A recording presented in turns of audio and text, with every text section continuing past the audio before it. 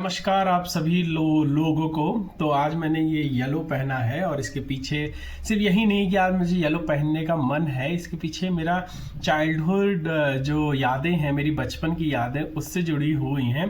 क्योंकि आज एक बहुत महत्वपूर्ण दिन है बसंत पंचमी का।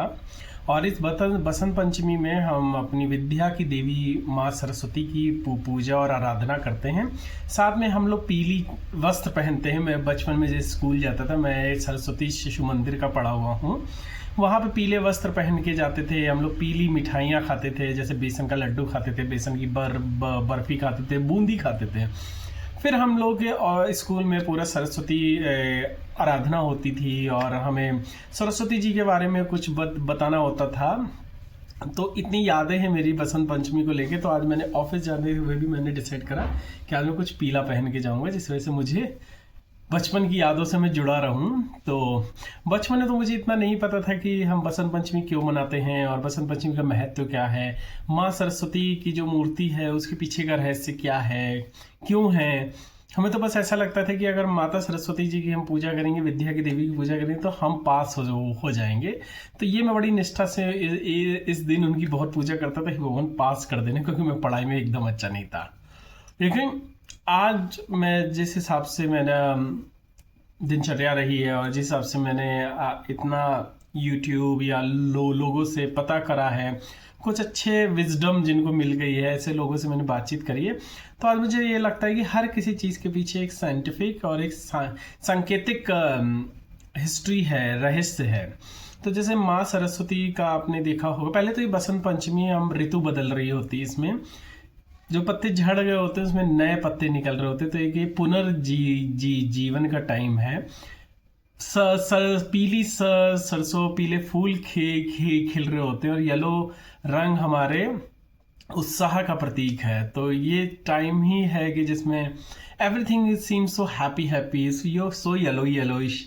तो आप खेत देखते हैं, गेंदे के फूल देखते हैं, मारीगोल्ड के, कनेर के, इतने प्यारे लगते हैं। तो एक तरीके से ये आपके आंतरिक मन में बहुत खुशी देता है, इतना प्रकृति का ये सौंदर्य देख के।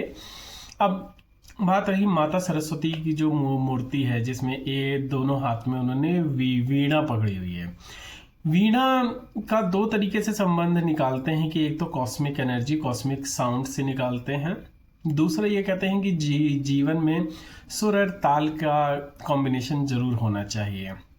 अगर आप पढ़ाई में बहुत अच्छे हैं, किसी चीज़ में पढ़ाई में बहुत अच्छे हैं, तो आपको एक थोड़ा सुर, ताल, थोड़ा ऐसी चीज़ों पे भी आपको फोकस करना चाहिए जो आपकी लाइफ के बैलेंस को बनाए, जैसे राइट और लेफ्ट माइंड का बैलेंस बने।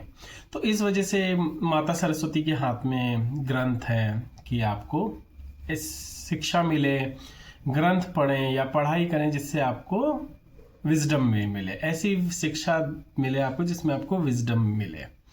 फिर एक में उनका वीणा है, दो में तो सुर ताल का बैलेंस।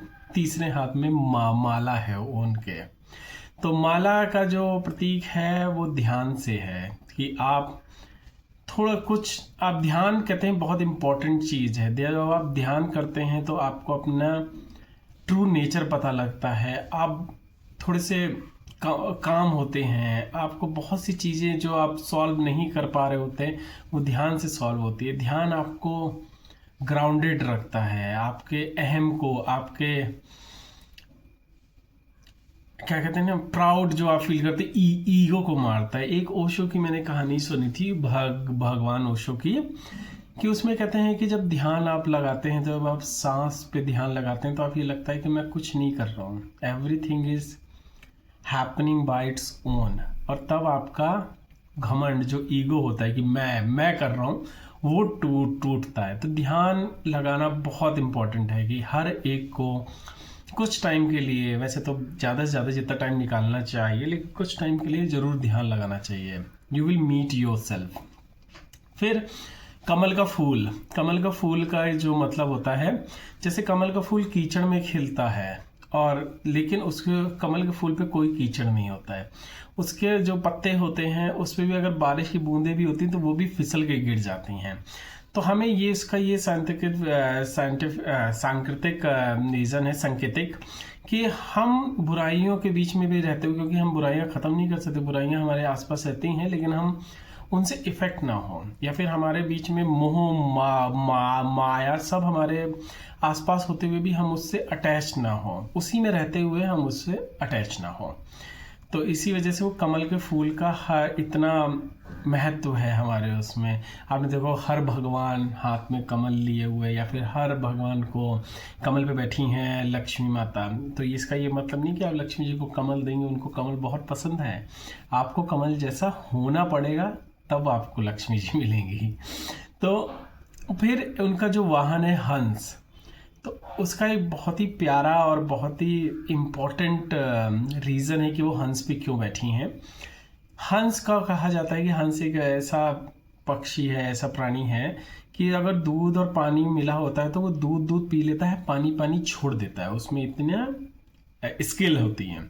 तो आजकल के ज़माने में जैसे हमें पता नहीं लगता क्या सही है क्या गलत है, हम कोई भी वीडियो फ्लोट होता है उस पर बिलीव कर लेते हैं, किसी को भी बहुत जल्दी जज कर लेते हैं, कोई भी सिचुएशन पे हम बहुत ही बिना सोचे समझे एक्शन कर लेते हैं, चीज़ों को बहुत तरीके से हम कॉन्शियसली देखते नहीं हैं, थर्ड पर्सन व्यू से नहीं देखते हैं, हम उस पर बिलीव करते हैं जो हमें दिखाया जा रहा है, और ऑल ऑफ सडन हमारा जो रिएक्शन होता है हम वो कर देते हैं। लेकिन हमें आज के टाइम पे तो बहुत इंपॉर्टेंट है ये, आजकल के टाइम पे जो आपको हर जगह को झूठ परोसा जा रहा है, न्यूज़ में, वीडियोस में, रील्स में, ये बहुत इंपॉर्टेंट है कि आप बिल्कुल भी जजमेंटल ना हो। जैसे अभी एक वीडियो आया है कि केरला में एक औरत ने एक आदमी को वीडियो ये बना के दिखाया कि वो मेरे स्तन पे हाथ लगा रहा है, लेकिन ऐसा कुछ भी नहीं था, क्योंकि उस आदमी को पता ही नहीं था कि it was happening with him. और जब उसको ये वीडियो फ्लोट हो गया, 2 मिलियन व्यूज़, 4 मिलियन व्यूज़ आ गए, फिर उस जब बंदे के पास पहुंचा तो उसको इतना दुख हुआ, उसको इतनी ग्लानि हुई कि उसने अपनी जीवन लीला समाप्त कर ली। हम लोग हैं जो वीडियोस इतनी जल्दी फ्लोट कर देते हैं, इतनी जल्दी जजमेंटल हो जाते हैं, और उसके पेरेंट्स, उसके दोस्त लोग इतना रो रहे हैं कि वो इतना सीधा बंदा है, वो ऐसा कभी कुछ कर ही नहीं सकता है, और उसको पता भी नहीं था कि ये उसके साथ ऐसा हो रहा है। जैसे एक बहुत पुराना केस है दिल्ली DPS का, जिसमें एक लड़का लड़की के कुछ प्राइवेट सीन का वीडियो फ्लोट हो गया था, और फिर वो आगे आगे फ्लोट होता रहा, उसकी कॉपियाँ बनती रहीं, फिर उस लड़की को उसके पेरेंट्स ने बाहर भेज दिया, उसके पेरेंट्स लॉक हो गए, उनके लिए लाइफ हेल हो गई, और फिर ये भी सुना जाता है कि उसके फादर ने आत्महत्या कर ली थी। तो इस टाइम जो इतना ऐसा टाइम चल रहा है जहां आप सोच समझ आपकी बदली जा सकती है वीडियो के थ्रू, न्यूज़ के थ्रू, 24 घंटे आपको झूठ दिखाया जा रहा है, उसमें बहुत इंपॉर्टेंट है आप सही गलत का खुद फैसला करें, या फिर आप कोई जजमेंटली ना हो। फिर आपने माता सरस्वती को देखा होगा कि वो सफ़ेद वस्त्र पहने हैं और चेहरे पे मुस्कान है, शांति है। तो ये बोला जाता है कि सफ़ेद वस्त्र हमारी शांति का प्रतीक है। तो और जैसे ईगोलेस चीज़ है कि आपका व्यक्तित्व ऐसा बने, अगर आपने विद्या आपने ग्रहण कर ली है, तो कहते हैं विद्या ददाति विनयम, नॉलेज आपको सॉफ्ट बनाता है, नॉलेज आपको ईगोलेस बनाता है। अगर आपको नॉलेज ईगोस्टिक बना रहा है या फिर हिंसाकारी बना रहा है, जैसे रावण कहते हैं पृथक ब्राह्मण था, बहुत ज्ञानी था, लेकिन अगर उसकी ऐसी विद्या थी कि वो किसी स्त्री को हरण करे, किसी स्त्री को दुख दे, या फिर अपनी स्त्री होते हुए भी किसी और स्त्री पे ध्यान लगाए, तो ऐसी विद्या का कोई मतलब नहीं है। तो आपकी विद्या अगर आपको सॉफ्ट नहीं कर रही है, आपको ईगोलेस नहीं कर रही है, आपको ग्राउंडेड नहीं कर रही है, तो वो विद्या सही नहीं है। आपको विजडम में नहीं मिला है, आपको विद्या मिली है, आपको विजडम नहीं मिला है।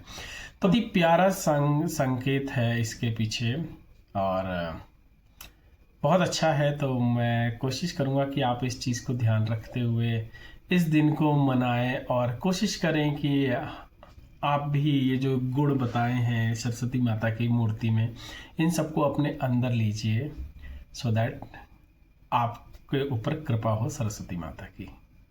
जय हो।